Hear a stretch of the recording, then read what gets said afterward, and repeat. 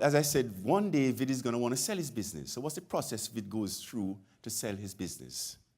Vid will call in a Canadian business valuator.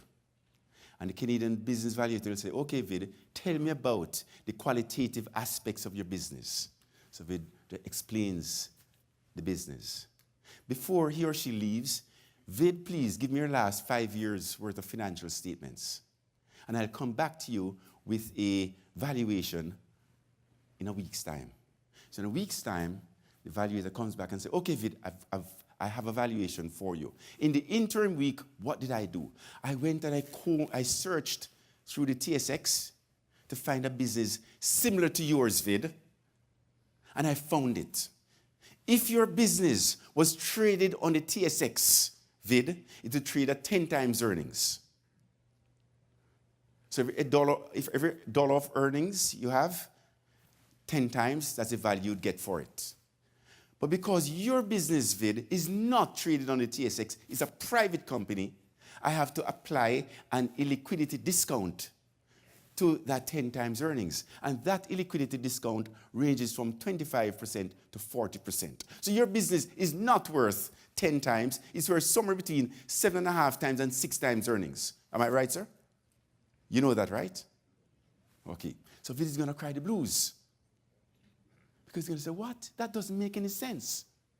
Just because of illiquidity or liquidity, one business is worth 10 times earnings, and mine is similar, is worth 6 times earnings, a 40% discount. That doesn't make any sense. I'm sorry, sir, but that's how valuations are done. We have to apply an illiquidity discount. Now, how about you, the investors? You're going to say, wow, I have a choice. I can go and I can buy this type of business on a TSX. And in so doing, it's going to cost me 10 times earnings, right? So for every dollar of earnings, $10. Or I can go and buy the same quality business from Vid, buy a part of his business. And I'm going to pay 6 times earnings. If you pay $10 for a dollar of earnings, it's a 10% return, earnings yield. If you pay $6 for a dollar of earnings, it's a 16.7% yield, right? What's the incremental risk? Any? No, just illiquid. It's just illiquid.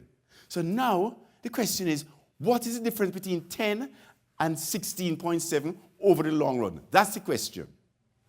So if you take $100,000, invest it at 10% for 40 years, you'll have $4.5 million. If you take $100,000 and invest it at 16.7, by accepting the illiquidity discount, meaning that you get a return premium, am I right? By accepting the illiquidity discount, $100,000 at 16.7 for 40 years is worth $47 million. 10 times. Ladies and gentlemen, if we were all aware that the difference between liquidity and no liquidity was 10 times, what would we all do? Pardon me? We'd go private. We'd go private. In other words, the converse of that is we're all accepting the liquidity premium. That's the converse. We're accepting the liquidity. There's a premium for liquidity. And the premium is the difference between 4.5 and 47 million.